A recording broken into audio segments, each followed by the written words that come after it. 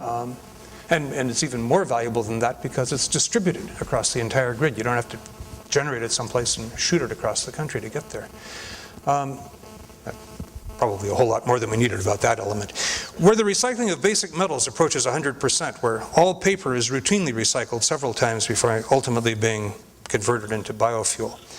Where healthy, low-meat diets are within the biological carrying capacity of the planet, where information-dense, super-efficient, pollution-free technologies guide commerce and industry.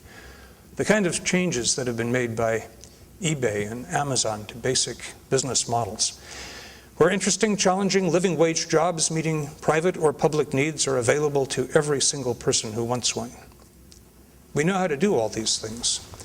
But the tough part is to envision and to build the social, economic, and political framework that allows them to happen explosively everywhere. And that's what needs leadership. Somebody has to go first. So, to any contracting officers or governmental officials who might be here, the highest quality, longest lasting project will rarely, if ever, be produced by the lowest cost bidder.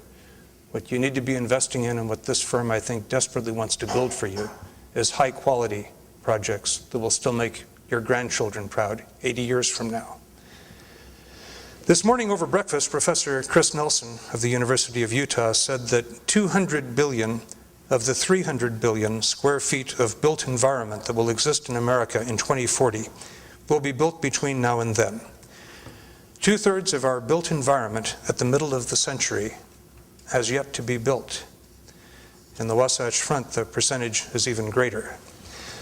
Now that is a truly extraordinary opportunity for architects and planners and developers. If you do it right, you can make just an incredible contribution toward reducing our carbon footprint, our transportation requirements, our oil dependency. Coming from cloud-shrouded Seattle, I deeply envy your potential to harvest solar energy. Little known fact, the highest per capita sunglass sales in the country are in Seattle. Because we see the sun so rarely that we've always lost our glasses by the next time that the sun comes up. Salt Lake City averages 5.26 kilowatt hours per square meter per day year-round, compared to 3.57 in Seattle. In winter, you get 3.8 compared to our 1.6. You are much better than Boulder, Colorado, a city with a very serious solar commitment. You are very close to Los Angeles in your solar potential. Germany, with by far the largest installed base of solar photovoltaics in the world, averages about 2.7 kilowatt hours per square meter per day. In Salt Lake City, again, 5.26, almost twice as much. If you orient your buildings correctly, if you design them to be passively heated and cooled and to optimize daylighting with light shelves and solar tubes and skylights and atriums, and if you cover your roof and the southern walls with building integrated photovoltaics, and you harvest the rainwater, and you use ground source heat pumps, and use locally sourced materials, and recyclable or compostable interior materials. Do basically everything that you know how to do to build buildings right. The Wasatch Front has a genuine opportunity to have 2/3 of its entire built environment designed for sustainability within the next couple of decades. And if you do that, Utah will emerge as an important, if not the important model of sustainable development for the rest of America and for the whole world.